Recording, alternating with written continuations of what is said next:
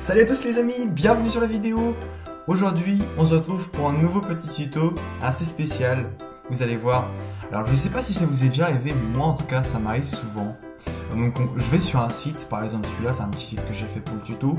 Imaginons, je rentre mon notifiant, j'arrive le mot de passe et là je me dis mais c'est quoi déjà le mot de passe? Parce que bon, assez bordélique, peut-être même assez organisé, je sais pas lequel des deux. J'ai plusieurs mots de passe pour plusieurs sites différents, voilà, pour renforcer ma sécurité.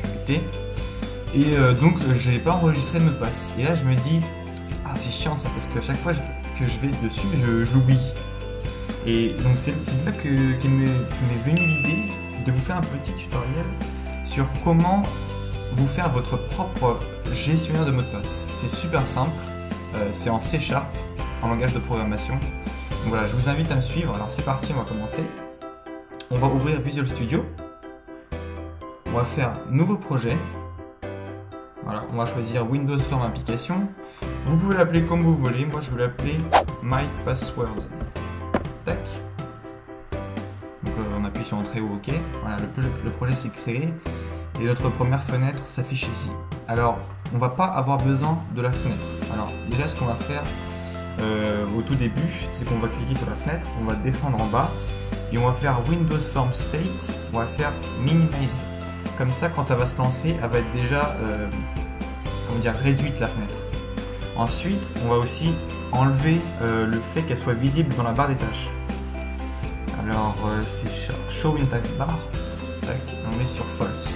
Maintenant, si on lance, voilà, donc là, c'est lancé, mais elle est minimisée et pas visible ici. Donc, c'est ce qu'on voulait.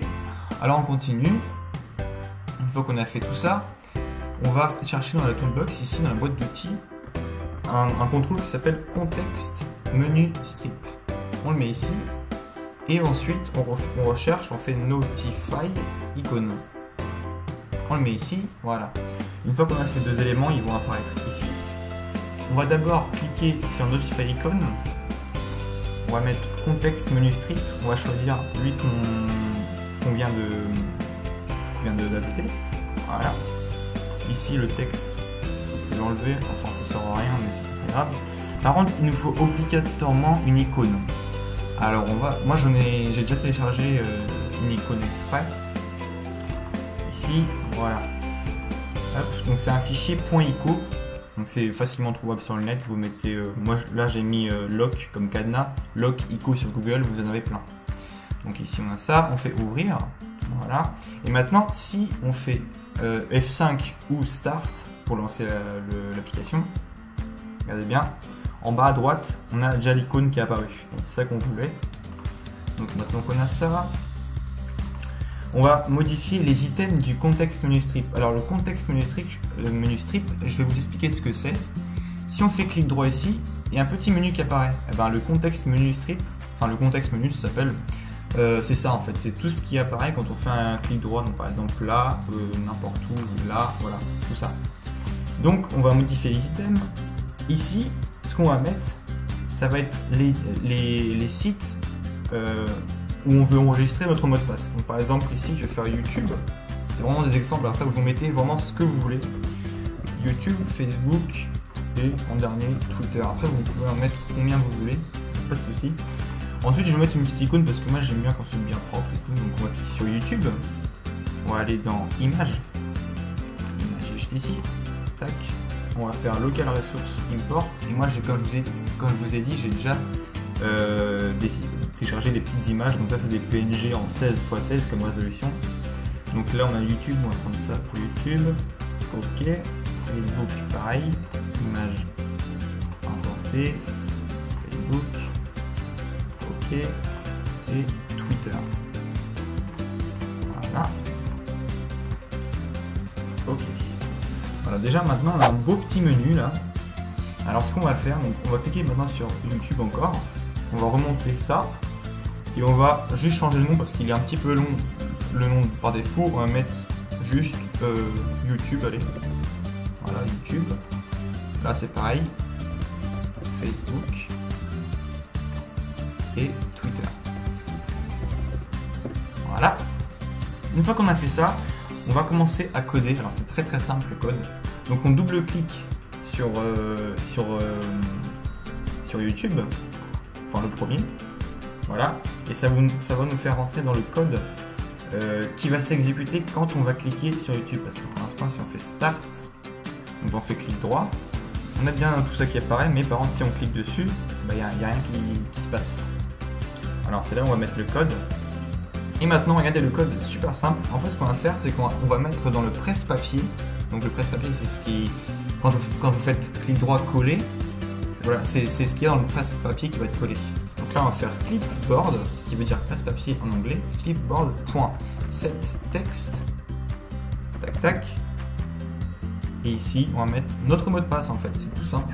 Donc là, par exemple, mot de passe. YouTube, voilà. On va faire exactement pareil pour les deux autres. Donc on double-clic Facebook, voilà. On peut faire copier-coller maintenant. On va faire mot de passe FB et pareil sur Twitter. Mot de passe Twitter sans le E, voilà. Voilà. Donc maintenant, si on lance, on a notre petite icône qui apparaît. Si on fait clic droit par exemple YouTube, on lance tiens, on voit le même petit truc, voilà.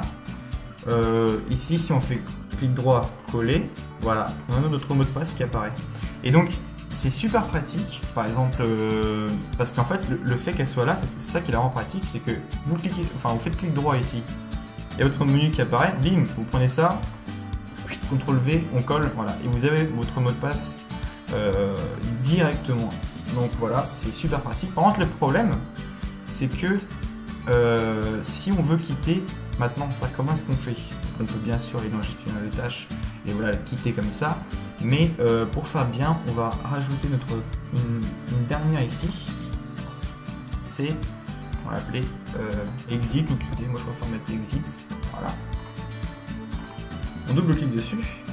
Et maintenant, vu qu'on veut, si jamais, imaginons, vu que c'est, on va faire start pour vous montrer ça plus simple. Si on fait clic droit, si jamais au lieu de faire tweeter, on fait exit, ça nous quitte notre application et on ne voulait pas. C'est un petit peu dommage. Alors pour éviter ça, on va faire if messagebox.show. Donc là, on va mettre voulez-vous quitter, virgule, texte quitter, donc c'est le texte qui va apparaître en haut de la message box, virgule, les boutons, donc là on fait tab, point, le bouton on va vers yes ou no, virgule, mettre une petite icône, donc message box icône, point, on va mettre question par exemple, voilà, on ferme, et là on fait égal, enfin double égal, tab, donc dialogue result, point, yes, et on ferme, là on fait entrée, voilà. Donc en gros, ce que ça nous dit if, donc si le résultat de la message box qu'on voit ici, c'est oui, donc si on clique sur oui quand on a le petit message, là on va faire environment.exit avec le code 0, qui veut dire qu'on a bien quitté l'application. Donc voilà, on fait start, on a essayé ça. Donc si on fait clic droit, voulez-vous quitter? Donc si on fait non, il ne quitte pas. Et si on fait oui, il quitte. Par contre, regardez bien, là on a quitté l'application, mais si on regarde en bas à droite, on a quand même l'icône qui est restée. Alors ça, c'est un bug qu'il y a dans le Net Framework 4.5, il me semble, depuis là. Donc si je passe ma souris dessus, il disparaît bien, mais ça fait pas très propre. Alors on va rajouter deux petites lignes de code, vous allez voir. Donc c'est notify icône 1. Icône est égal à nul. Donc l'icône, avant qu'on ferme l'application, on dit que l'icône est nulle, et notify, donc nul c'est rien, ça veut dire rien, donc notify icône point dispose, pour ça veut dire que le petit notify icône il va se décharger en fait du système en gros. On va essayer, on fait start, tac, exit, et voilà, l'icône est bien partie cette fois-ci. Voilà. Merci les amis en tout cas d'avoir regardé la vidéo. On arrive à la fin maintenant. Je pense que ce petit logiciel, il y a moyen de faire beaucoup plus de choses, donc par exemple de le rendre configurable, tout ça. Mais ça, c'est à vous de me le dire. Dites-moi dans les commentaires si vous voudrez qu'on continue, qu'on fasse une deuxième vidéo sur ça, ou qu'on fasse même d'autres vidéos dans ce style, donc de développement. Voilà, dites-moi ça les amis. Et moi, pas de souci, je vous ferai une petite vidéo de démonstration et de tuto. Voilà, sur ce, on se quitte. Moi, je vous dis à la prochaine. Ciao!